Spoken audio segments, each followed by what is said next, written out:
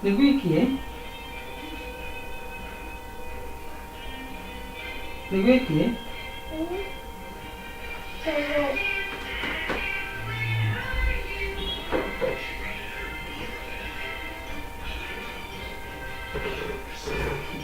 Perché Batman?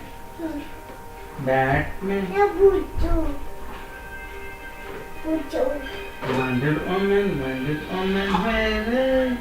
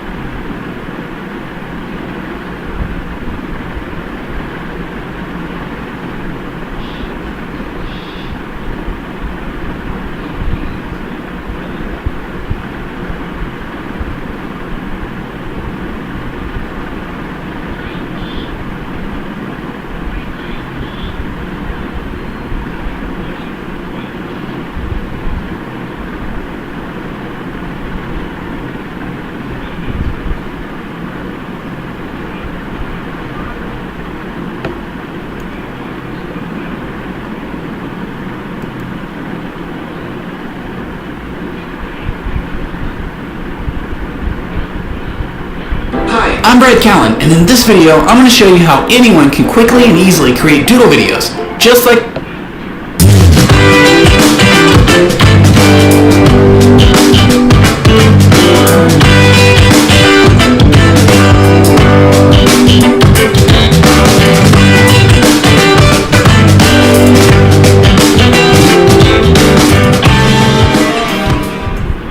Jodhpur की भटियाणी रानी उमा देवी इतिहास में रूठी रानी के नाम से जानी जाती है। वह कभी अपने ससुराल जोधपुर में नहीं रही, किंतु जब जोधपुर राज्य पर संकट आया तो उसने सेना लेकर शत्रु का रास्ता अवश्य रोका। इस स्वाभिमानी रानी की कहानी आज भी भारतीय नारियों के रक्त में स्वाभिमान और वीरत्व का संचरण करती है। 16वीं शताब्दी ईस्वी में जब हुमायूं का आधार खिसकता जा रहा था और बिहार से शेरशाह सूरी का सूर्य चमकने लगा था, तब मारवाड़ नरेश मालदेव के झंडे लूनी नदी के रेगिस्तान से बाहर निकलकर गंगा यमुना के किनारों तक लहराने लगे थे और हुमायूं जैसे बादशाह उसकी शरण प्राप्त करने को लालायित थे। उन्हीं दिनों मारवाड़ नरेश मालदेव का विवाह जैसलमेर की राजकुमारी उमादेव भटियानी से हुआ। दैववश विवाह की पहली रात को जब रानी उमादेव अपने महलों में मालदेव की प्रतीक्षा, मालदेव अपने सरदारों के साथ बैठा हुआ मदिरापान में व्यस्त हो गया। बहुत रात बीतने पर रानी उमादेव ने अपनी रूपवती दासी भारमली को राव मालदेव को बुला लाने के लिए भेजा। मदिरा के नशे में धुत राव मालदेव ने भारमली को ही उमादेव समझ लिया और उसी में रम गया। जब रानी को यह बात ज्ञात हुई तो उसने क्रोधित होकर पति के लिए सजाया गया आरती का थाल उलट दिया। सुबह नशा उतरने पर राव मालदेव ने रानी उमादेव से मिलकर रात की घटना के लिए खेद व्यक्त करना चाहा, किंतु रानी ने राव मालदेव से मिलने से मना कर दिया। इस पर राव मालदेव ने कवि आशा बारठ को रानी को मनाने के लिए भेजा, किंतु रानी का क्रोध शांत नहीं हुआ। इस पर कवि आशा बारठ ने रानी को समझाते हुए कहा, मान रखे तो पी उतजे रख मान, दो दो गयंद न बंधई एक खंबू ठान। अर्थात कवि ने कहा कि पति और स्वाभिमान दो हाथी हैं, इन्हें एक साथ नहीं बांधा जा सकता, इनमें से किसी एक को चुन ले। इस पर रानी ने स्वाभिमान को चुन लिया और कवि को खाली हाथ भेज दिया। इस पर राव मालदेव क्रोध में भरकर जैसलमेर से जोधपुर के लिए रवाना हो गया तथा आते समय जैसलमेर के राजकीय उद्यान के बहुत से वृक्ष काट आया, जिसे बड़ा बाग कहा। ठाकुर जयसिंह जोधपुर आया और 3 दिन तक जोधपुर नगर के बाहर मंडोर उद्यान में रुका रहा। उसे जोधपुर के राजा से जैसलमेर के राजकीय उद्यान के पेड़ों को काटने का बदला भी लेना था, किंतु यह भी नहीं भूलना था कि जोधपुर का राजा जैसलमेर के राजा का जवाई है। तीसरे दिन ठाकुर जयसिंह ने एक ऐसा उपाय सोचा जिससे जोधपुर के राजा को अपनी गलती का एहसास हो और उसके स्वाभिमान को ठेस भी नहीं पहुंचे। Growing businesses need a hosting solution that is powerful yet easy to manage. Let's look at how business hosting is a simple yet powerful. उसने मंडोर उद्यान के पेड़ों को गिनवाया तथा लोहारों को बुलाकर पेड़ों की संख्या के बराबर संख्या में कुल्हाड़ियां बनवाई। उसने हर पेड़ के नीचे एक एक कुल्हाड़ी रखी और जैसलमेर लौट गया। मानो ऐसा करके उसने जोधपुर के राजा को संदेश दिया कि बदला लेना तो हम भी जानते हैं, किंतु हम तुम्हारे जैसे नहीं हैं। रानी उमादेव अपने ननिहाल चित्तौड़ जाकर रहने लगी। चित्तौड़ राज्य में उसका महल रूठी रानी का महल कहलाने लगा। आज भी यह महल देखा जा सकता है। कुछ समय बाद रानी उमादेव अपने पति राव मालदेव के निमंत्रण पर अजमेर चली आई और तारागढ़ की पहाड़ी पर बने दुर्ग में रहने लगी, जिसे इतिहास में बीठली दुर्ग भी कहा जाता है। बीठली दुर्ग उन दिनों जोधपुर राज्य के अधीन हुआ करता था। जब मुगल बादशाह हुमायूं परास्त होकर ईरान भाग गया, तब जनवरी 1544 में शेरशाह सूरी ने 80,000 घुड़सवार सैनिक लेकर जोधपुर के राजा मालदेव के विरुद्ध अभियान किया। उसने सबसे पहले अजमेर नगर को घेरा। मालदेव की रानी उमादेव उस समय गढ़ बीठली में ही थी। जब मालदेव को शेरशाह के अभियान के संबंध में ज्ञात हुआ तो उसने अपने सेनापति ईश्वरदास को लिखा कि वह रानी को लेकर जोधपुर चला आए। जब रानी उमादेव को इस आदेश के बारे में ज्ञात हुआ तो उसने ईश्वरदास से कहा कि शत्रु के आगमन का समाचार ज्ञात होने के बाद मेरा इस तरह दुर्ग छोड़कर चले जाना उचित नहीं है। इससे मेरे दोनों कुलों पर कलंक लगेगा। इसलिए आप राव जी को लिख भेजें कि वे यहाँ का सारा प्रबंध मुझ पर छोड़ दें। राव जी विश्वास रखें कि शत्रु का आक्रमण होने पर मैं शत्रु को मार भगाऊंगी और यदि इसमें सफल नहीं हुई तो क्षत्रियाणी की तरह सम्मुख रण में प्रवृत्त होकर प्राण त्यागूंगी। जब राव मालदेव को पत्र द्वारा रानी के संकल्प की जानकारी हुई तो उसने सेनापति ईश्वरदास को लिखा कि तुम हमारी तरफ से रानी से कह दो कि अजमेर में हम स्वयं शेरशाह से लड़ेंगे, इसलिए वहां का प्रबंध तो हमारे ही हाथ में रहना उचित होगा। जोधपुर दुर्ग का प्रबंध हम रानी उमादेव को सौंपते हैं, अतः रानी जोधपुर आ जाए। रानी उमादेव ने अपने पति की इस आज्ञा को मान लिया और वह अजमेर का दुर्ग राव के सेनापतियों को सौंपकर स्वयं जोधपुर के लिए रवाना हो गई। वह मार्ग में ही थी कि मालदेव की अन्य रानियों को उमादेव के जोधपुर आने की जानकारी हुई। मालदेव की अन्य रानियों ने उमादेव को जोधपुर न आने देने का षड्यंत्र रचा। इससे रानी कोसाना में ही ठहर गई तथा मालदेव से कहलवाया कि मैं यहीं रहकर जोधपुर की रक्षा करूंगी, आप मुझे यहीं सेना भिजवा दें।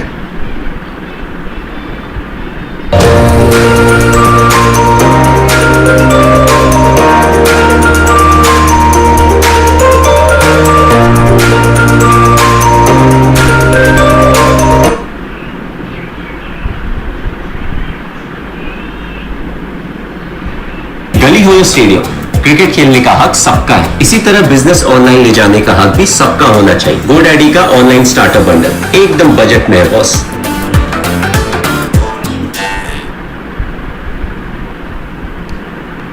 राव मालदेव ने वैसा ही किया। इसके बाद मालदेव 50,000 सैनिकों के साथ अजमेर के लिए रवाना हुआ, किंतु बाद में सुमेल गिरी को लड़ने के लिए अधिक उपयुक्त स्थान मानकर गिररी चला गया तथा वहां से अपने सेनापतियों पर शक हो जाने के कारण बिना लड़े ही युद्ध का मैदान छोड़कर जोधपुर चला गया। जोधपुर के सेनापतियों ने बिना राजा के ही युद्ध लड़ा और वीर गति को प्राप्त हुए। गिररी सुमेल का युद्ध जीतने के पश्चात शेरशाह ने जोधपुर दुर्ग पर भी अधिकार कर लिया और मालदेव को पहाड़ियों में चले जाना पड़ा। जब रानी ने देखा कि राजा युद्ध नहीं लड़ रहा है तो वह भी संभवतः युद्ध का मैदान छोड़कर अपने ननिहाल चित्तौड़ चली गई और कई वर्ष बाद राव मालदेव के निधन की सूचना पाकर चिता के अग्नि रथ पर आरूढ़ हो इस लोक से गमन कर गई।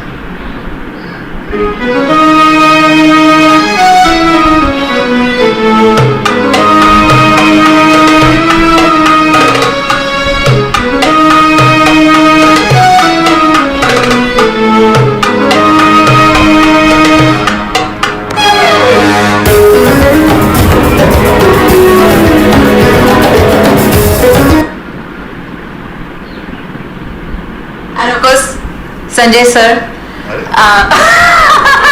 मुझे ये नहीं, मैं माधुरी बोला। बट आप लोग you are working after 22 years, मुझे पता नहीं कि आप लोग सर और मैम क्यों बोलते हो अभी। Respect, you know, respect. मैं भी बहुत रिस्पेक्ट करता हूँ। We have been over this on the same stage. Yeah. Hi Sonakshi. I also have a question for Madhuri ma'am. Hi. Ma'am, Alia and Varun had danced on your recreated number Tamma Tamma. In fact, even Sanju sir was there. And when that video had come out, everybody was waiting when you all three would come together, and then eventually all four. Now that you all four have come together, how was the experience of working? Wonderful. I think it was fate. Fate was reckoning कि ये होने वाला है, एक दिन हम चारों काम करने वाले हैं एक साथ, क्योंकि तम्मा तम्मा से जो शुरुआत हुई वो शायद इसमें कल्मिनेट हुई और बहुत मज़ा आया सबके साथ काम करके। बहुत होनहार एक्टर्स हैं, Alia, Varun, Aditya, Sonakshi, Kemmu and of course Sanjay sir. मुझे ये नहीं, मैं माधुरी बोला। बट आप लोग you are working after 22 years, मुझे पता नहीं कि आप लोग सर और मैम क्यों बोलते हो अभी। Respect, you know, respect. मैं भी दो कैरेक्टर्स जो हैं इसमें बहुत ही उलझे हुए हैं, right. Everybody has their own story. सबकी एक अलग अलग कहानियाँ हैं, बैक स्टोरीज हैं, और जैसे वरुण ने कहा that is what determines who they are. उनके जो एक्सपीरियंसेस रहे हैं उसकी वजह से वो बने हैं, और कैसे पूरे लाइव्स हमारे सबके इंटरट्वाइंड है, एक साथ मिले हुए हैं, तो that is what it is. Okay, last question Madhu from BBC Hindi, यहाँ पे आपके सामने सीधा। Sonakshi here left right. हाँ जी मैम, बोलिए बोलिए। मेरा सवाल ये था कि जिस तरह से हमने अभी ट्रेलर देखा और आपका किरदार काफी अलग लग रहा है, जैसे कि हमने पहले की फिल्मों में आपको काफी चुलबुले अंदाज में देखा है, बट यहाँ पे हम आपको देख रहे हैं काफी सीरियस और बहुत कम डायलॉग। तो कुछ आपके किरदार के बारे में जानना चाहेंगे? आई थिंक ये मेरे करियर का एक बहुत ही स्पेशल किरदार रहा है। जिस तरह की औरत सत्या है, she is very strong, she is very sacrificing. वो हमेशा अपने फैमिली को बांध के रखना चाहती है, एंड हमेशा उनका भला अपने से पहले कि उन्होंने मेरे बारे में सोचा when it came to Satya, and it's definitely one of the most special characters of my entire career. Okay,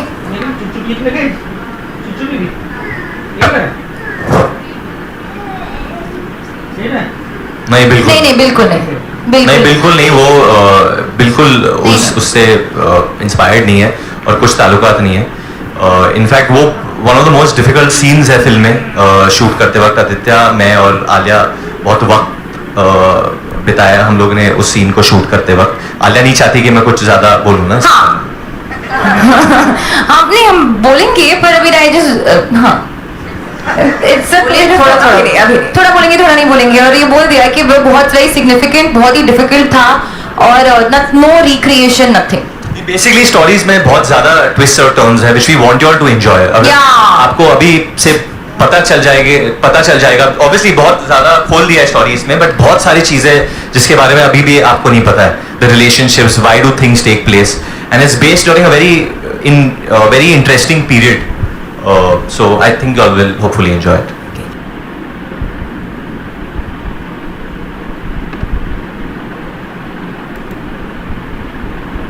Kashi, जिसे लोग बनारस के नाम से भी जानते हैं, यह वह स्थान है जहां पर आत्मा को मोक्ष की प्राप्ति होती है।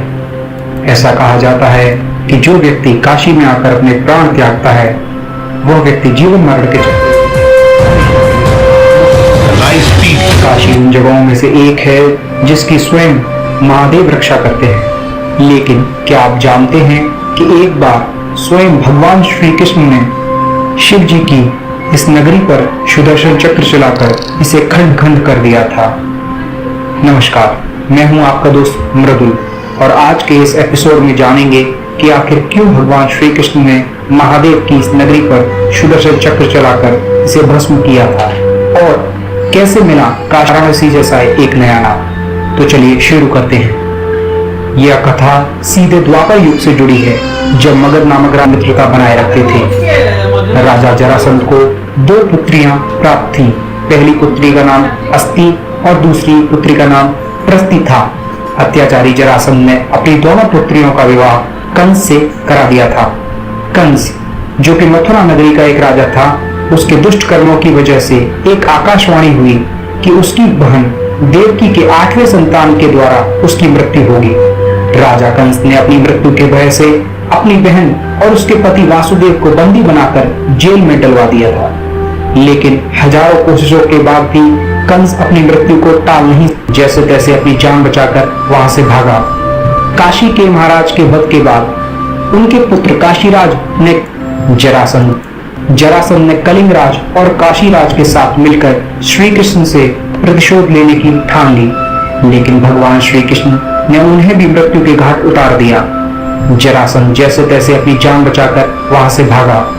काशी के महाराज के वध के बाद उनके पुत्र काशीराज ने काशी की राजगद्दी संभाली और अपने पिता के हत्यारे श्री कृष्ण से बदला लेने का निर्णय किया। जब भगवान श्री कृष्ण के द्वारा काशीराज की मृत्यु का समाचार काशीराज के पुत्र को प्राप्त हुआ तो वो बहुत दुखी हो गया। काशीराज के वध के बाद उनके पुत्र ने काशी की राजगद्दी को संभाला और अपने पिता के हत्यारे श्री कृष्ण से बदला लेने का निर्णय किया। वह श्री कृष्ण की ताकत जानता था, इसलिए उसने भगवान शिव की कठोर तपस्या की।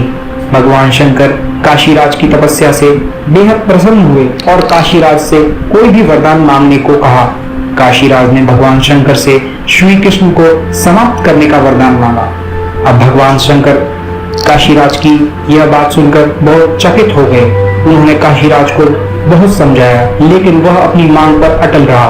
अंत में भगवान शिव को भक्त के आगे झुकना ही पड़ा।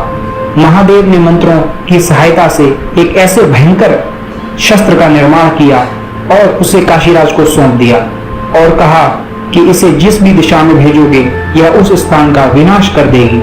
इसके साथ ही एक चेतावनी और भी दी कि इसे किसी भी ब्राह्मण भक्त पर प्रयोग नहीं करना, नहीं तो इसका प्रभाव निष्फल हो जाएगा। आदेश अनुसार काशीराज ने श्री कृष्ण का वध करने के लिए उसी शस्त्र का इस्तेमाल किया, लेकिन काशीराज भूल गए कि भगवान श्री कृष्ण स्वयं एक ब्राह्मण भक्त हैं। इसलिए वह शस्त्र द्वारिका तो पहुंचा, लेकिन अपना कार्य बिना पूर्ण किए वापस लौट आया। फिर श्री कृष्ण ने अपना सुदर्शन चक्र उसी शस्त्र के पीछे छोड़ दिया और श्री कृष्ण के सुदर्शन चक्र ने काशी तक उस शस्त्र का पीछा किया और काशी पहुंचते ही उसे भस्म कर दिया। लेकिन सुदर्शन चक्र अभी भी शांत नहीं हुआ और उसने काशीराज के साथ साथ समस्त काशी नगरी का विनाश कर दिया। कुछ समय के अंतराल वहां पर वारा और असी नामक इन दो नदियों की वजह से काशी नगरी पुनः स्थापित हुई और इसे एक और नाम मिल गया, वाराणसी। इस प्रकार काशी नगरी को वाराणसी के रूप में पुनर्जन्म मिला। तो दोस्तों, आज की ये कहानी यही समाप्त होती है। उम्मीद करता हूँ कि आपको ये वीडियो अच्छी लगी होगी और मैं भविष्य में आपके लिए इससे भी ज्ञानवर्धक वीडियो लाने वाला हूँ। बस एक निवेदन है कि अगर आपको ये वीडियो अच्छी लगी हो तो इसे लाइक और शेयर जरूर करिएगा और कमेंट के माध्यम से हमें बताते रहिएगा कि आपको अगली जानकारी किस विषय पर चाहिए। और हाँ, हमारा चैनल सब्सक्राइब जरूर कीजिएगा। मिलते हैं अगले एपिसोड में, तब तक के लिए नमस्कार।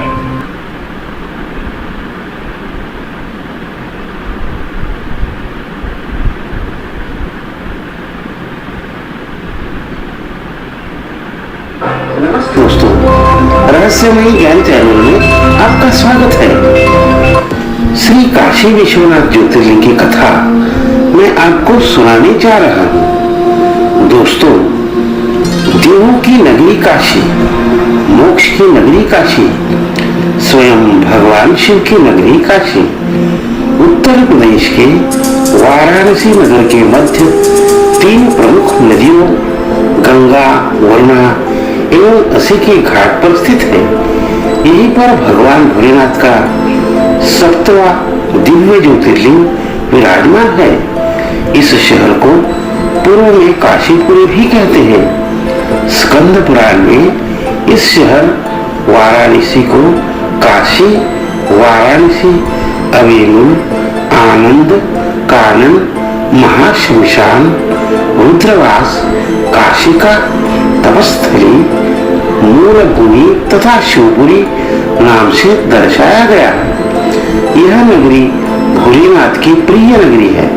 श्री काशी विश्वनाथ ज्योतिर्लिंग यहाँ पर एक सकरी गली में स्थित है। इसके ऊपर सोने की चादर पंजाब के राजा रणजीत सिंह जी ने चढ़वाई थी, जो आज भी दर्शनीय है।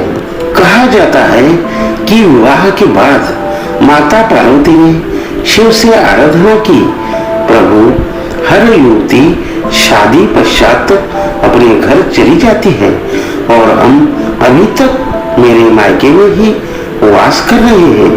भगवान भोलेनाथ ने पार्वती जी की बात को सहृदय स्वीकार करके उन्हें अपने साथ लेकर काशीपुरी चले गए तथा यही काशी विश्वेश्वर ज्योतिर्लिंग के रूप में विराजमान हो गए। श्री काशी विश्वनाथ मंदिर का निर्माण सन 1777 सदी में मध्य प्रदेश इंदौर की महारानी देवी अहिल्याबाई होलकर ने करवाया था। मंदिर की सुंदरता तथा भव्यता आज भी मन को मोह लेती है। भगवान काशी विश्वनाथ की यह नगरी मोक्ष की नगरी तो है ही, साथ ही में सृष्टि संरचना में भी इस नगरी की भूमिका महत्वपूर्ण रही है।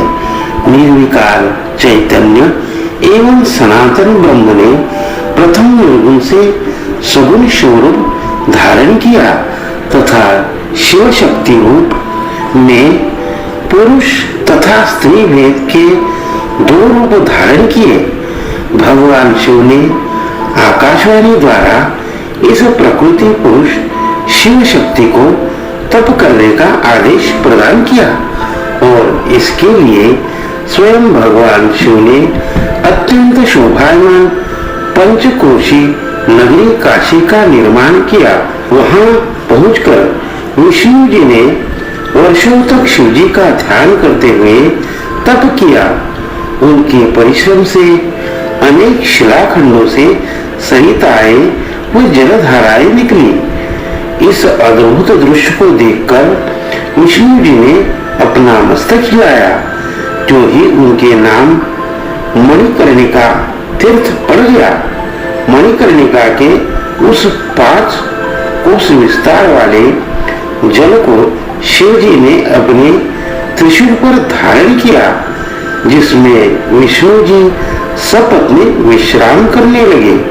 शिव जी की आज्ञा से उनकी नाभि से ब्रह्मा की उत्पत्ति हुई।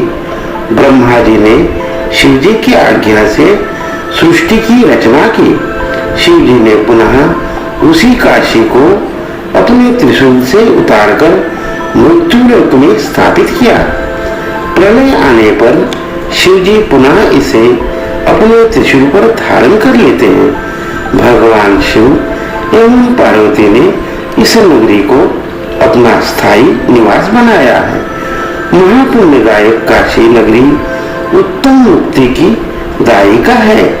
इसी कारण देवता भी इस नगरी में मृत्यु की कामना करते हैं।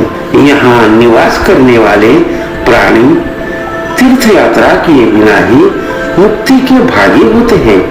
इस तीर्थ धाम में किया गया सत्कर्म सहस्त्र कर्मों के तुल्य होता है, जो कभी नष्ट नहीं होता। श्री काशी विश्वेश्वर की महिमा अग्नि पुराण, पद्म पुराण, शिव पुराण, स्कंद पुराण, नारद पुराण इत्यादि में बड़े ही विस्तार पूर्वक कही गई है। स्कंद पुराण के अनुसार जो लोग केवल मनोकामना मात्र ही काशी जाने की करते हैं, वे भी काशी में वास करने का फल प्राप्त करते हैं। इसी के अनुसार मनुष्य भगवान विश्वेश्वर ज्योतिर्लिंग का स्पर्श करने मात्र से सहस्त्रों राजेश्वरी यज्ञों का फल प्राप्त करता है। दोस्तों, अगर हमारा वीडियो आपको पसंद आया हो तो प्लीज सब्सक्राइब करें और लाइक करें। धन्यवाद दोस्तों।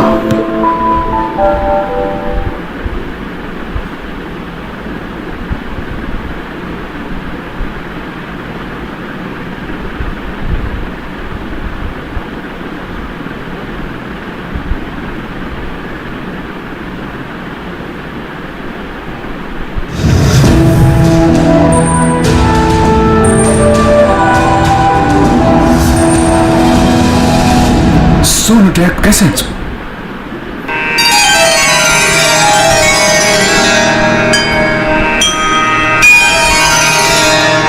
ओम नमः शिवाय, ओम नमः शिवाय, ओम नमः शिवाय।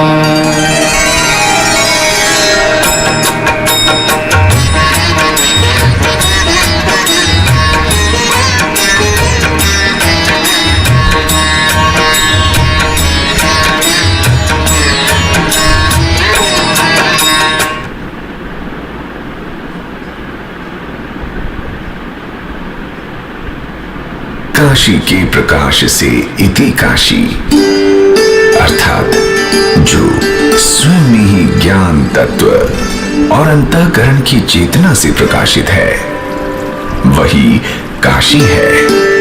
या यूं कहें, धर्म, आध्यात्म व शिक्षा की नगरी है काशी, जहां स्वयं विश्व के ईश्वर अर्थात विश्वेश्वर भगवान निवास करते हैं। विश्वेश्वर की इस नगरी को सभी तीर्थों में सर्वोच्च स्थान प्राप्त है। इसलिए इसे अविमुक्त क्षेत्र भी कहा जाता है। जब बात होती है ज्ञान, संस्कृति, कला और शिक्षा की, तो अनायास ही मुख पर बनारस का नाम आता है। और धर्म, आस्था और अध्यात्म का जिक्र हो तो काशी का वैभव छा जाता है। एक नगर और दो नाम। आखिर क्या है ऐसा इस नगर में जो सारा संसार इसकी ओर खिंचा चला रहा है? आज भारतवर्ष ही नहीं वरन विदेश में भी बहुत कम ऐसे लोग होंगे जो इस नाम से परिचित ना हो। इसीलिए कहा जाता है कि गंगा मां अपनी शरण में आए सभी भक्तों का बेड़ा पार करती है। करती है बेड़ा पार दयालु, करती है बेड़ा पार दयालु मां गंगे, दयालु मां गंगे। ओ पावन है इसकी धार दयालु मां गंगे, दयालु मां।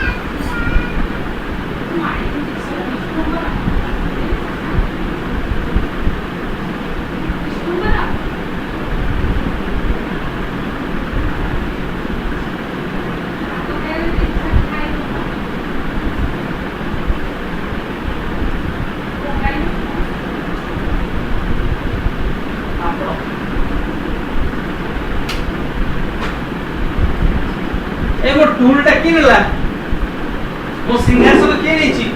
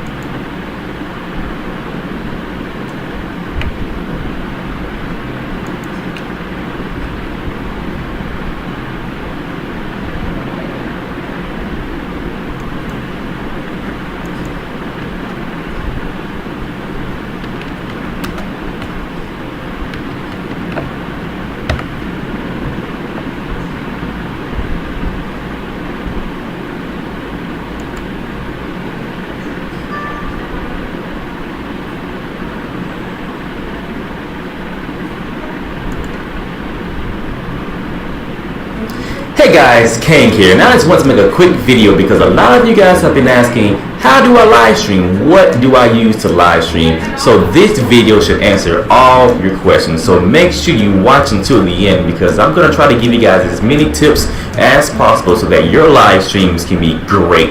Alright, so first things first, let's hop over to my desktop here and let's get me out of the way. So now this may look crazy. This may look like Inception right about now, but I'm probably going to pop my logo over here so it's not in your way so you guys don't get distracted. But this is XSplit. If this is the first time you're seeing XSplit, it may look very confusing, but in actuality it's not. So down here in the bottom right, these are your scenes. So these are basically layouts that you can have set up for different games or for different whatever. Let's say you want to have a scene for when you're just playing PC games. You want to have a scene for when you're streaming. You want to have a scene for your starting soon page. So this is where you will set up everything that your viewers and your audience will see. So if you've ever been in one of my live streams, you know that I have certain scenes set up. So when my live stream is about to start, you'll see this.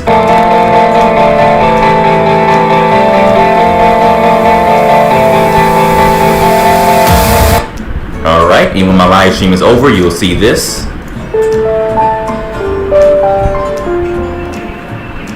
So all of that is done through scenes. So let me show you how to make a scene. So the first thing you want to do is down here, you want to go ahead and right click on one of the scenes and that will pop open the scene editor. So let me move this out of the way.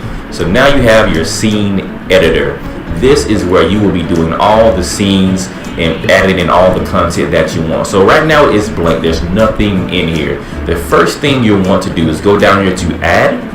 So let's say you want to add in your game footage and that's all you want to add. You go down, you go to game capture and usually you can put it on auto detect. Auto detect will automatically detect, just as it says, most games. So you should just click on auto detect, whatever game you're playing, XSplit will pick it up and it will start, it will show you the game and then you can start recording. Let's say you want to add in your webcam as well. So you're down here, you go to add, webcam capture card video devices. You're going to click on your webcam. So I have a Logitech HD Pro. Click on that and there I am. Here I am again, guys. So that is how you add in your webcam. Now you can go ahead and you can resize this. So if I want to make myself smaller, I can make myself smaller. I can move it around. You can do anything you want to do with that. So I'm going to move myself right here, over here in the bottom right.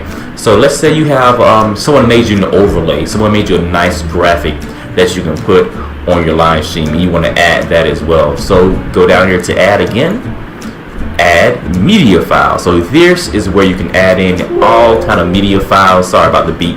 Add in graphics, add in overlays, anything you have on your stream that you want to put in, you can add it here. So let me see, where is my overlay? I don't even know where it is. This is one of the overlays that I had made when I was doing a lot of Splatoon on YouTube. Now this information in the layout that you want. All right.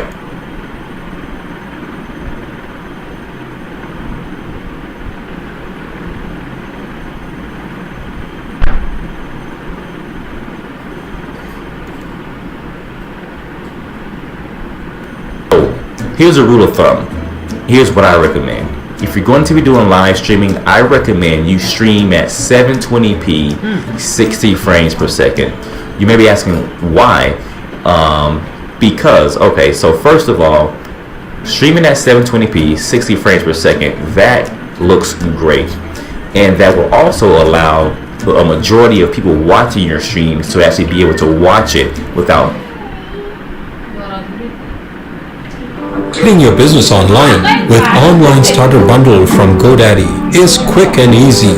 With the Online Starter Bundle, you get a .in or .co.in domain name, professional email, and a one-page mobile-friendly website. So your business can be up and running online in minutes. Setup only takes a few clicks, and then your business is online and ready to grow. Get an Online Starter Bundle from GoDaddy for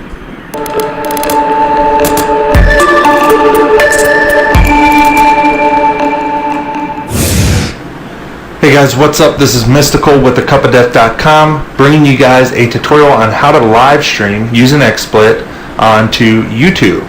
Okay, so you must be a YouTube partner in order to get this feature unlocked, but if you're logged into your account, as you can see I am here, and you go to your video manager, you will see here live events. And it says there are currently no upcoming events. So you can schedule a new event, and it'll ask you for your basic info. And I'm going to make this private just for now, just so it don't appear in the thing.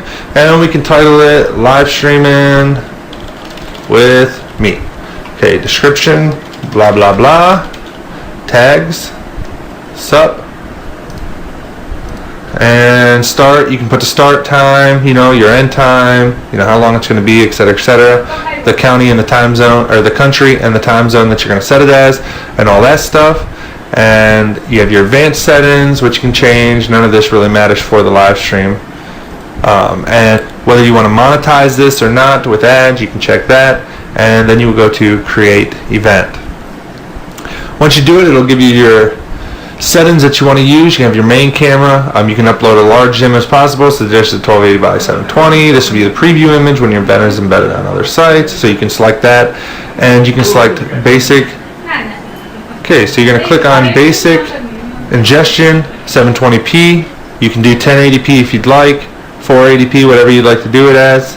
Okay, we're going to go with 720p since it's the most thing. It's going to say select your encoder. You can select Wirecast if you're using Wirecast, Flash Media. Obviously, if you're watching this tutorial, you're probably using XSplit. You want to go to other encoders. It's going to give you this information which you need for your stream. Okay, so now if we go over to XSplit and we go to broadcast, you should have a YouTube one set up. If you don't, what you need to do is add a channel, and you need to add custom RTMP. If that doesn't appear in your list for add channel, you'll need to go to more, which is the plugin store. Tick info, and I'm going to make this private just for now, just so it don't appear in the thing. And we can title it Live Streaming with Me. Okay, description, blah blah blah, tags, sup, and start. You can put the start time, your end time, how long it's going to be, etc., etc., the county and the time zone, or the country and the time zone that you're going to set it as, and all that stuff. And you have your advanced settings, which you can change. None of this really matters for the live stream. And whether you want to monetize this or not with ads, you can check that. And then you will go to create event. Once you do it, it'll give you your settings that you want to use. You can have your main camera. You can upload a large image as possible. So there's the 1280 by 720. This will be the preview image when your event is embedded on other sites. So you can select that, and you can select basic. Okay, so you're going to click on basic, ingestion, 720p. You can do 1080p if you'd like, 480p, whatever you'd like to do it as. Okay, we're going to go with 720p since it's the most thing. It's going to say select your encoder. You can select Wirecast if you're using Wirecast, Flash Media. Obviously, if you're watching this tutorial, you're probably using XSplit. You want to go to other encoders. It's going to give you this information which you need for your stream. Okay, so now if we go over to XSplit and we go to broadcast, you should have a YouTube one set up. If you don't, what you need to do is add a channel, and you need to add custom RTMP. If that doesn't appear in your list for add channel, you'll need to go to more, which is the plugin store, and you'll need to install the custom RTP, which if you click on it, there'll be an install button here. You can install that and then be able to do it. So once you have it installed, you can click here on the gear icon, which will give you your thing. You can name it. Of course, I named mine YouTube. And then this is the information here that you need to enter into here. So you need to enter the RTMP URL, which just pretty much always stays the same. I've not seen them change it yet, although they could, so you'd always want to double check that for the primary server. And then your stream name. Unfortunately, this changes every time you create a new event, so you'll need to go into your broadcast and your gear icon, your settings, for your channel properties every single time before you start live streaming on YouTube, and update this stream name with whichever one they give you here. Okay, so you copy that, paste it in here for your, and then for your video encoding and stuff, you select x2.264, bitrate 3000. We're going to go ahead and use for 720p at a constant bitrate. Again, there is a video that shows all of these settings for the best settings to use for YouTube, but I'm just going to go over them quickly one more time. You can apply strict constant bit rate, which just makes sure that it stays consistent. A max keyframe interval of 2 seconds. The encoder preset, this is determined on the processor you're using. The default is very fast. You can go up as high as you want depending on what your processor can handle. And your buffer, you want it set as the same as your bit rate, which is 3000. For the audio, I use AACLCHQ. For the bitrate, I use 192. For the format, 44.1 kilohertz stereo. You can select whether you want to automatically save your recordings on your hard drive, your local hard drive. I don't do that. And then you can also interleave the audio and video into one RTMP channel, which I do. So you hit OK, and then you're all set to go. All you need to do is, you can set up a shortcut if you want, so that you can control shift and Y to start it is what I use. You can just click on it here under broadcast and it'll start streaming to the YouTube thing. So we're going to go ahead and just for now click that so that you can see what happens. So we are going ahead and start encoding. And then if we go to live control room, oops, 1 second guys. Actually, we're going to end that broadcast. And as I just said, every single time that you broadcast to YouTube, you must change the stream name. So let me go ahead and do that real quick. And hit OK. Okay, and then you will start to stream. It will say streaming. Then you want to click on live control room, and it'll have all this stuff here. You got to click on. It tells you your stream status down here. Good, 720p, the health is good. You actually click preview. It'll ask if you want to, if you're using.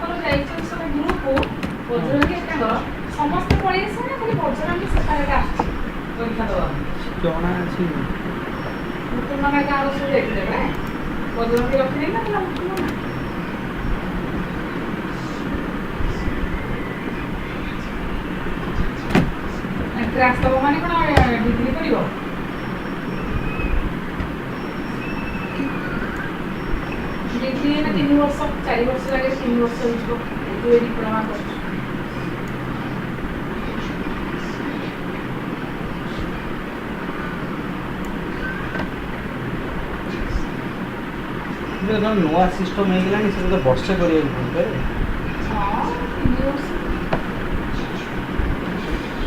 नहीं परा नुआ education policy आछि एबे देखिएगा ठीक है चाटा WhatsApp कर देलो मो मोबाइल पे सब तो कर दे मु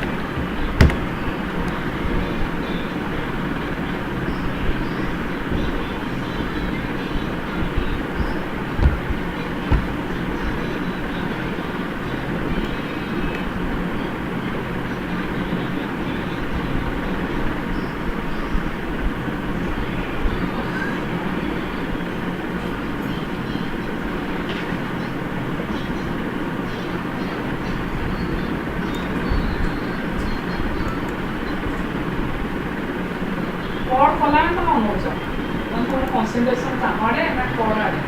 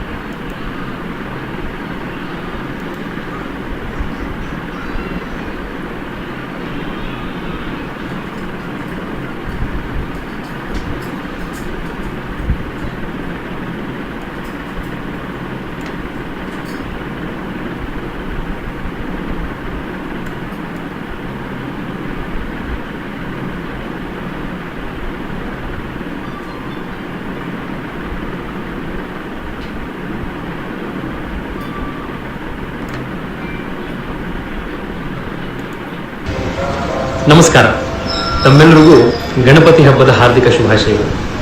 ಗಣಪತಿ ಸಾಂಕೇತಿಕವಾಗಿ ನಮ್ಮೆಲ್ಲರಿಗೂ ಪ್ರತಿ ದಿವಸ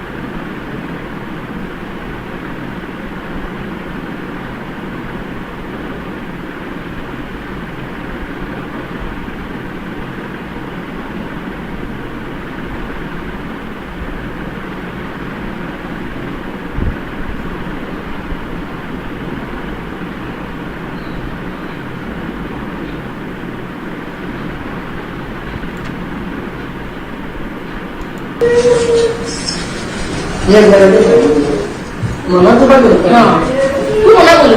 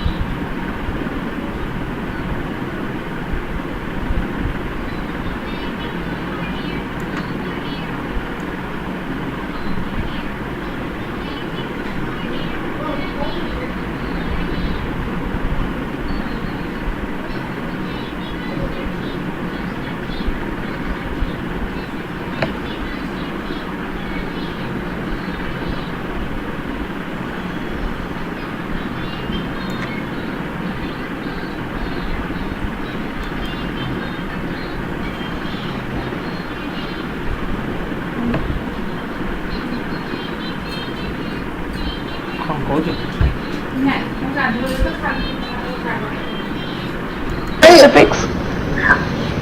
I feel like I have made 5 or 6 movies and I work with all kinds of people. Some have had a privilege, some have come without privilege. I had one issue which I've been very vocal about. Some will say, why are you even talking about it 10 years later? I'm talking because of somehow it came back in my head when Sushant happened, because I could have gone that way too. But they broke him. The media reports broke him. It mattered to him when people said ये TV actor है. It mattered to him when people said कि मेरे को नहीं फर्क पड़ता, मेरी किताबों की आज तक कोई बहुत ज्यादा तारीफें नहीं करते, इवन तो नंबर 1 है 2004 से 2017 साल से नंबर 1 है मेरे, लेकिन मेरे की नहीं करते. पहले मुझे भी बुरा लगता था, अब नहीं लगता. That maturity comes, you get old, यार यार ठीक है ओके. बट उसको डरता था. And then ma'am when you have allegations that you have done things to women without consent and things like that. I mean, that is devastating for a man who is in the public eye. That is devastating because आपको तो पता है जैसे ही allegation लगती है सबसे पहले तो मतलब हेडलाइन बनती है और आदमी को और ये आपके जो ब्लाइंड आइटम आप बोलेंगे इतने लोग तो नहीं पढ़ रहे थे, लेकिन इंडस्ट्री में तो सारे पढ़ रहे थे. तो सबको फिर लगता है कि यार इसको ले पिक्चर में या ना ले, अजीब सा तो नहीं है, सेट पे कुछ अजीब तो नहीं करेगा. वो किस को जाके जवाब देगा कि सर आपने शायद वो ब्लाइंड आइटम पढ़ा होगा लेकिन वो सब झूठ था. आई मीन यू नो, तो ये आपने कैसे कर दिया? जिस आदमी ने ये ब्लाइंड आइटम लिखा है वो कभी अभी खुला क्यों घूम रहा है? वो क्यों इंटरव्यू लगा रहा है बाकी के साथ? स्टार्स उसके साथ, यही स्टार जो सारा दिन मेंटल हेल्थ की बातें करते हैं, पोस्ट लगाते हैं, यूएस न्यूयॉर्क से कॉपी की हुई पोस्ट लगाते हैं, यूएसए के सारे मूवमेंट की पोस्ट लगाते हैं, वो इसी फिल्मी जर्नलिस्ट को जाके इंटरव्यू दे रहे हैं, उसके साथ बातें कर रहे हैं और इसको भाव दे रहे हैं और उसी में इतना गंदा झूठा एलिगेशन है. बिकॉज मैम ये जब से ब्लाइंड आइटम आया उसके बाद ही ये हुआ ना, हमने तो नहीं देखा था ये सारी मेंटल उसकी प्रॉब्लम. अगर कह रहे हैं तो अगर मान लिया जाए कि थी, तो ये सारी चीजें उसको मतलब बहुत डीपली इफेक्ट किया. और ये he is just there, I mean just hanging out, you know. ठीक है, इसको बैठा है, तो ये तो नहीं अलाउड होना चाहिए ना. ये तो आप किसी का जीवन बर्बाद कर सकते हो ऐसे झूठी बिना के ब्लाइंड आइटम देके. ये कैसे?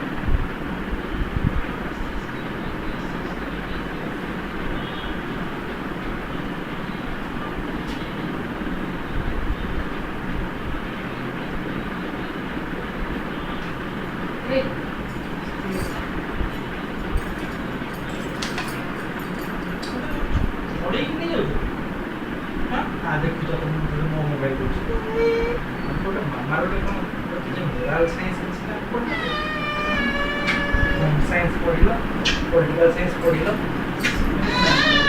ଫିଜିକାଲ ସାଇନ୍ସ ପଢ଼ିଲ ମୋରାଲ ସାଇନ୍ସ ପଢ଼ିଲ ଯାଅ ଗାଧେଇ ପଡ଼ିଲା ଚକିରେ ବି ଚକୋଲେଟ୍ ଖାଇଛ ये कलर से कलर जा खाली खाली छोड़ बच्चे और उससे भी छोड़ आता पी ले दिया ये तो बड़ा बड़ा दिया है अरे वाला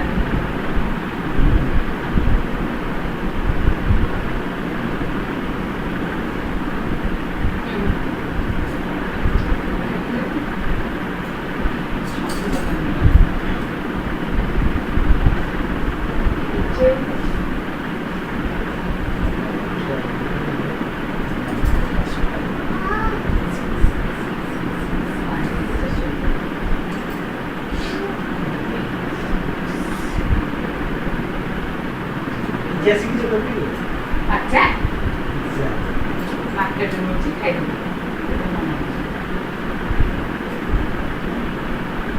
और जो हम गाड़ी को जिस जाओ बुझे कि काखो करी नानी बना करी जाओ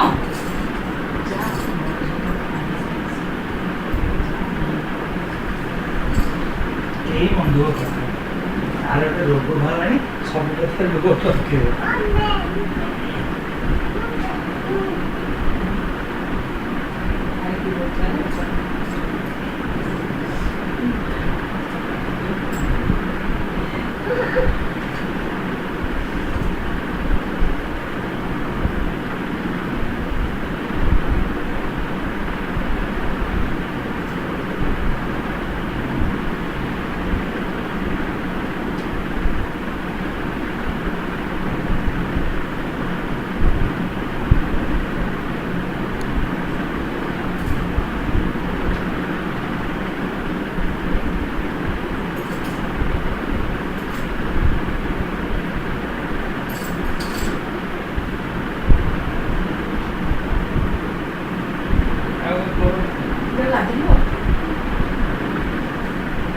ଟିକେ ତେଲ ଲଗେଇ ଦେବୁ ଟିକେ କ'ଣ ହେଉଛି ଧୁଆ ଦିଟା ଟିକେ ଦରକାର ଲାଗୁଛି ହାତ ଉଠିଲା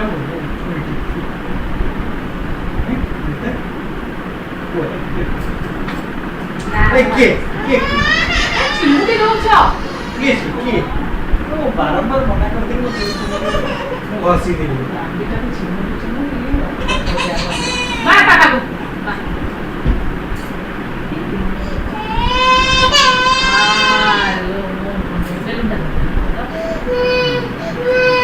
गाड़ी कांची मुझे ना कष्ट होने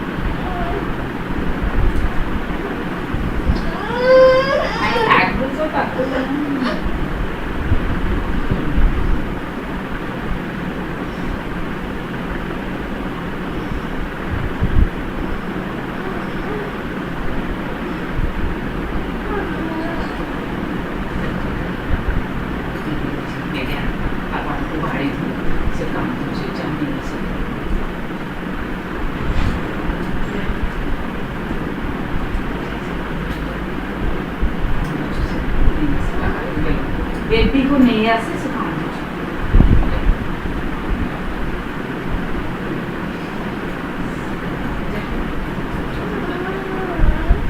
चॉकलेट है तो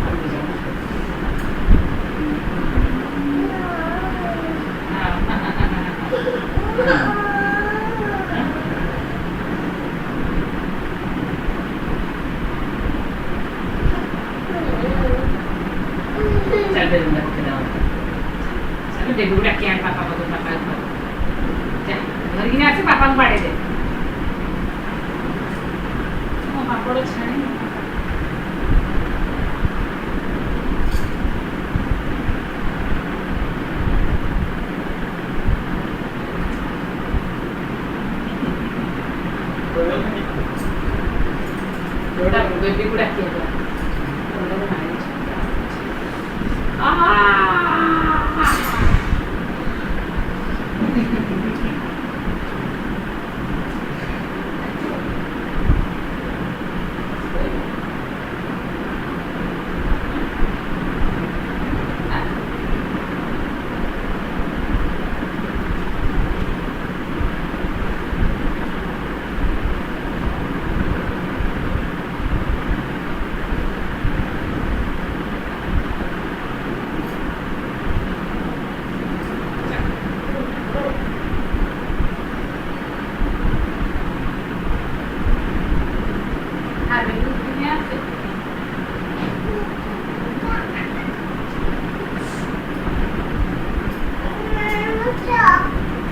Jadi ibu udah agak tapi coba deh.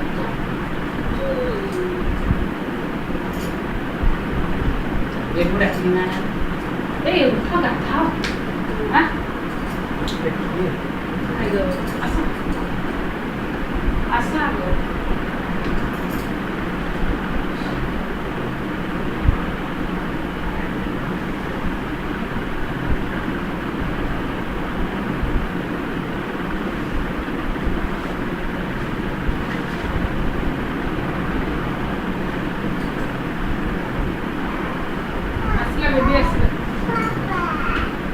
डाकूची बरं असं गेलं तर आता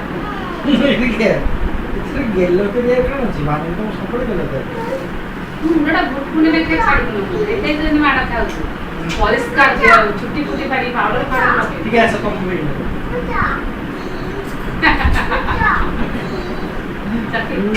ये चक्की खाए में पॉलिटिक्स को के तेला से ले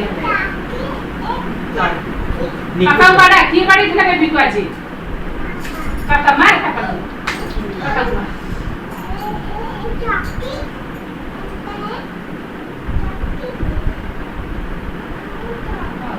पावडर लोगे किस